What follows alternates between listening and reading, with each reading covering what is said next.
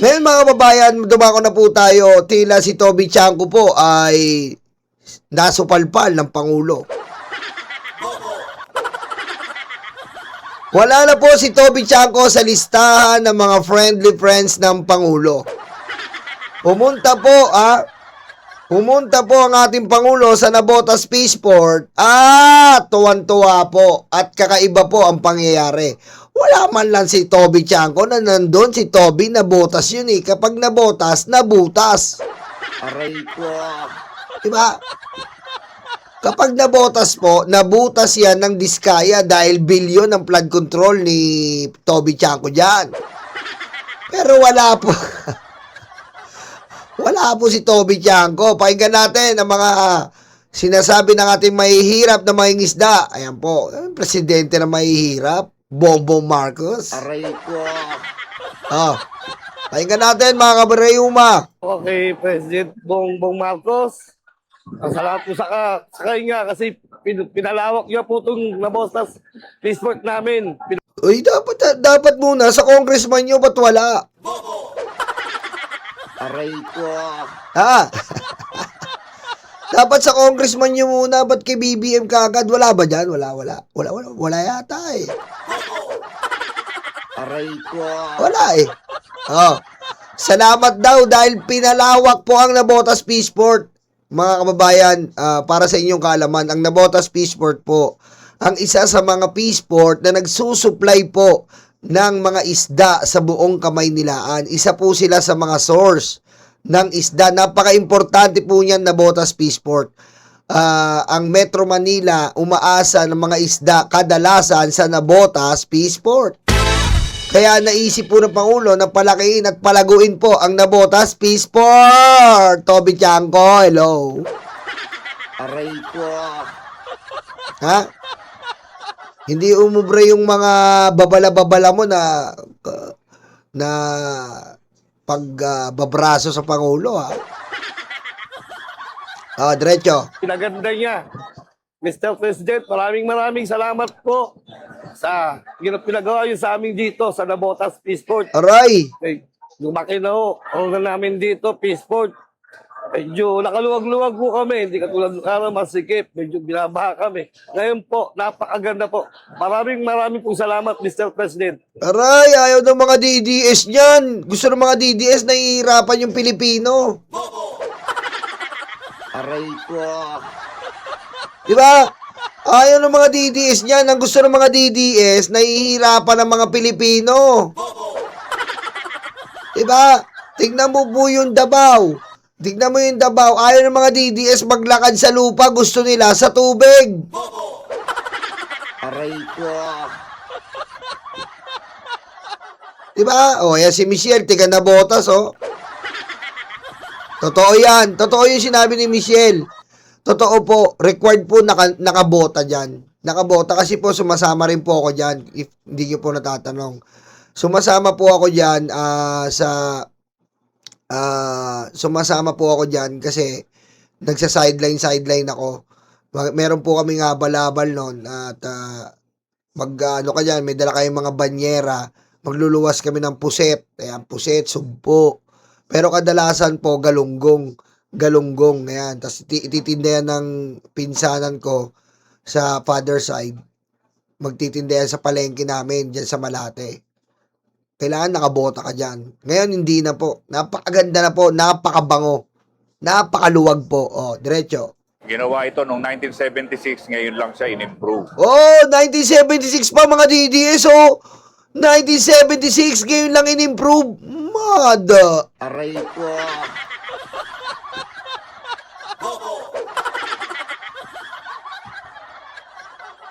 Ayoko na mag-add pero golden 50 years 50 years po 50 years grabe bago na ayos ang Navotas Peaceport. BBM lang nakaayos, boy. At para sa inyong kaalaman din, ang unang bumisita dito ay si former President Ferdinand Marcos. From Marcos to Marcos pa rin ang nag-ayos. Anak ng Aray ko. Apulakay pa, Mami Cheche Bureche, oh. Marcos to Marcos pa. Aray ko. Ay ano, yung organizer po ang nagsasabi at yung mga mangingisda. Oh, putik, Marcos rin ang uling dumalaw, Marcos din ang gumawa. Aray ko. Oh, yan, senior to junior, Kuya Chris Angel, po, sangina oh. Isa pa nga, mukhang ang sarap pakinggan nun eh, oh. Mr. President. Ginawa ito noong 1976, ngayon lang siya in-improve. Oh, At para sa inyong kaalaman din, ang unang bumisita dito ay si former President Ferdinand Marcos. Ngayon, sinulungan na kami, sinuportahan na kami, at bibisitahin pa kami ng ating mahal na Pangulo, President Bongbong Marcos. Kaya sa amin ay napakahalaga nito. Napakahalaga nitong suporta na tinanggap namin at napakahalaga nitong i-improve itong facility. oh, kita mo, ano, mga DDS? Sabihin na naman, Kuya, sabihin ng mga DDS sa inyo, nakatanggap na naman kayo ng pira, nakalagay sa malita. Aray ko. Oh, sabihin na naman yan. Nakatanggap na naman kayo ng pira, nakalagay sa malita, mga tanga. Aray ko.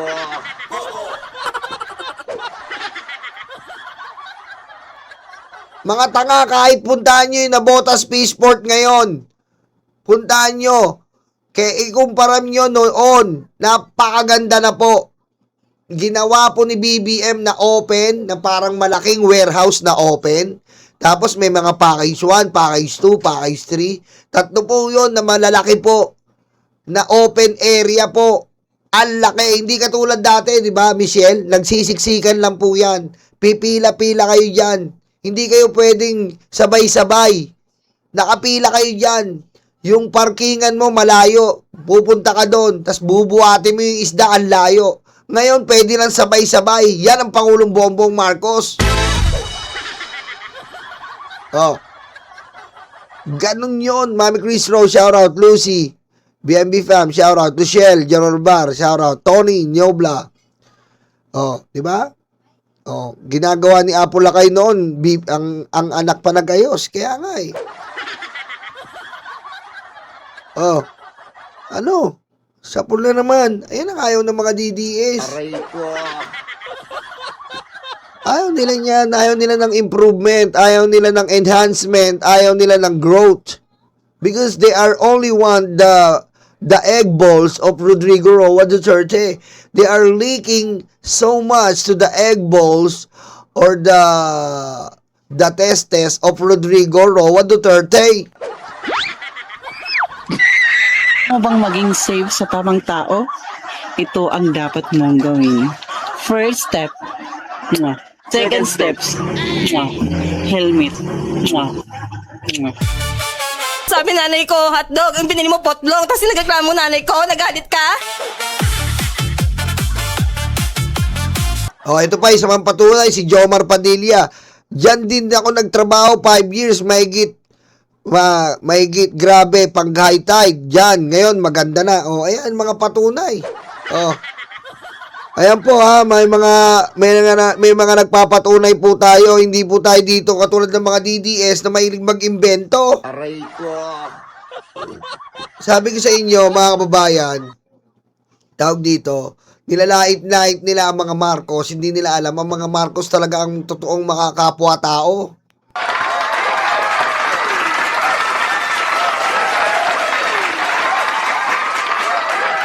Diba, mga Marcos po talaga ang mga totoong para sa tao. The fact na lahat ng legacy nila is pakinabang ng tao, oh, National Kidney, Cancer, lahat, Philippine General Hospital, name it, oh, Cultural Center of the Philippines, LRT, name it, oh. Ngayon, abangan nyo po, bubuhayin na ang nuclear, isusulong ni Sandro Marcos, nuclear power energy, oh, bukod sa pinamudmud ni BBM ang solar power, ha? Pinamudmud ni BBM ngayon, may mga lugar na ang barangay nila ay solar powered. Bukod pa doon, meron pa tayong solar powered na hub para po sa bawat lugar na magkokolekta ng kuryente. Meron pa sinusulong si Sandro Marcos na nuclear power energy na sinulong din ng lolo niya na Bataan Nuclear Power Energy, kaso na politika po tayo. Biro mo yun, 80s pa lang po, sobrang advanced natin. Ngayon pa lang ginagamit yon ng mga modern countries, yung nuclear power energy, kaso na politika tayo. Kung hindi tayo na politika doon, nagkapolitikaan, meron na tayong mababang kuryente noon pa man. Oh. 'Di ba? Hindi lang bubuhayin, Kuya Chris Angel. Hindi lang bubuhayin yun Bataan. Magtatayo po ng isang modern. Luma na kasi yun eh. Luma na yung Bataan. 80s na modelo pa yon. Ngayon, meron silang ano mong tawag dito? Mas pinaka-safe na nuclear power plant. Yan po ang nire-research ngayon ng ating Sandro Marcos. Yan po ang isa sa mga bills niya. Oh, yan ang mga Marcos. Ano mga Duterte? Oh, sige kumpara natin. Putangin ninyo. Oh. Ano ng mga Duterte? Patayin nyo ang mga adik. Patayin nyo. Ikaw, patayin mo. Ikaw, patayin yan. Patayin. Putang ina, puro patay. Aray ko.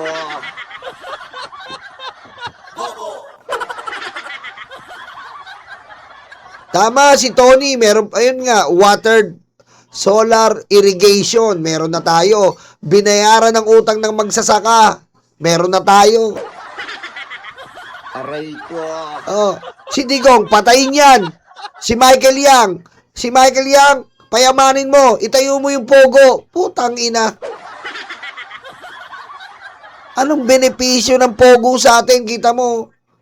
Kidnapping, karnaping, human trafficking, fucking.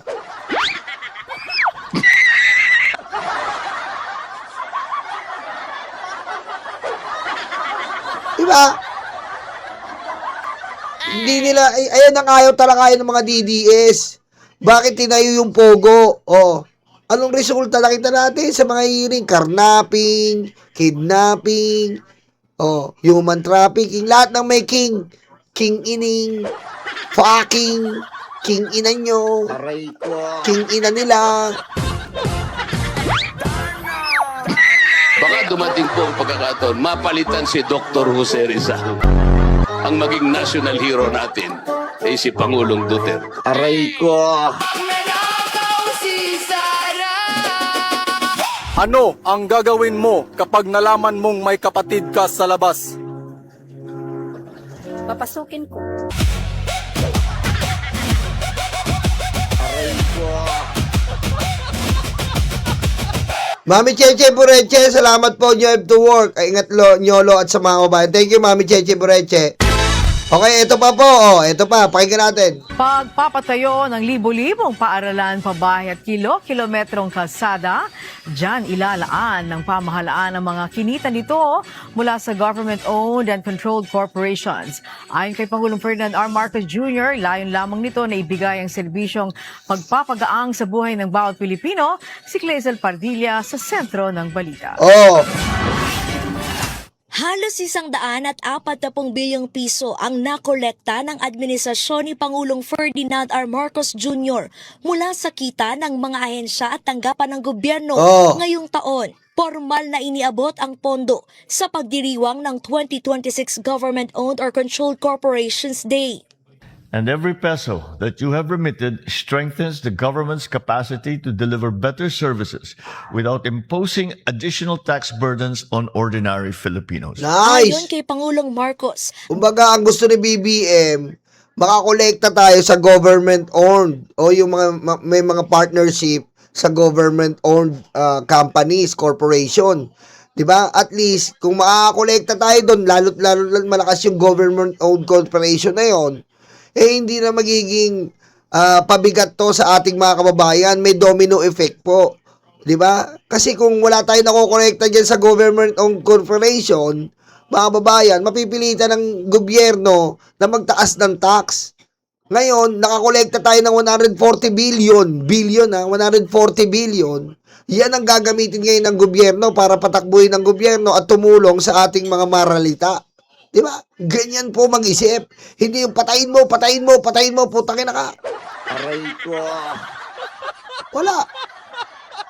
Kung sinigaw niyan, oh, patayin na yan, fingerin mo yan. Aray ko. Yan ang mag-isip, di ba? Yan po ang mag-isip, mga kababayan. Hindi yung puro ka na lang, puro ka kakupalan. Aray ko. Yan po, 140 billion po ang nilaan ng government-owned corporation para po maitulong po sa ating mga kababayan. At ang Pangulo po ngayon ay nag-iingat na po. Nag-iingat po ngayon ang ating Pangulo. At madagdag ko lang po, ang pag-iingat ng Pangulo ay ang pag-appoint nga ni Benhur Abalos.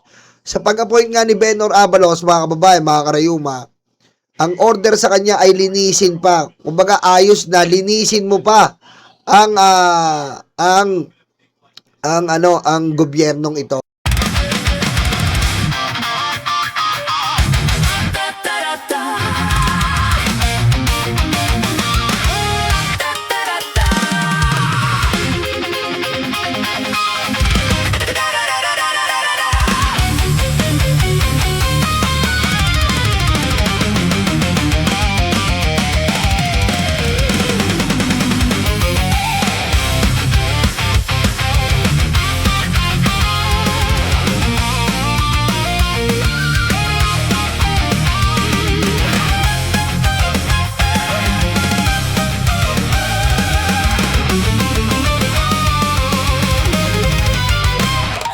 Madilim daw ang paligid, putukan daw ay maririnig. Takot sa kanilang mata, ikaw ay madadala. Huwag kang palinlang kaibigan, hudas na 13 yan. Sinira nila ang Senado, sobrang ganid mga ito. Hindi nyo na maloloko mga Pilipino. Gising na gising kami sa kabobohan nyo. Di bumenta ang pelikula, pati ang drama. Sa sobrang kapal ng mukha, nangungumusta pa. Hindi nyo na maloloko mga Pilipino. Gising na gising kami sa kabobohan nyo. Di bumenta ang pelikula, pati ang drama. Sa sobrang kapal ng mukha, nangungumusta pa. May kaso at may sabit, sila sama-sama. Sigaw ng puso'y Duterte, abay nakakaputang ina. 10 utos kaibigan, huwag patayin ang kapwa mo. Tinago nila si Bato, pinatakas din ito. Hindi nyo na maloloko mga Pilipino. Gising na gising kami sa kabobohan nyo. Di bumenta ang pelikula, pati ang drama. Sa sobrang kapal ng mukha, nangungumusta pa. Hindi nyo na maloloko mga Pilipino. Gising na gising kami sa kabobohan nyo. Di bumenta ang pelikula, pati ang drama. Sa sobrang kapal ng mukha, nangungumusta pa.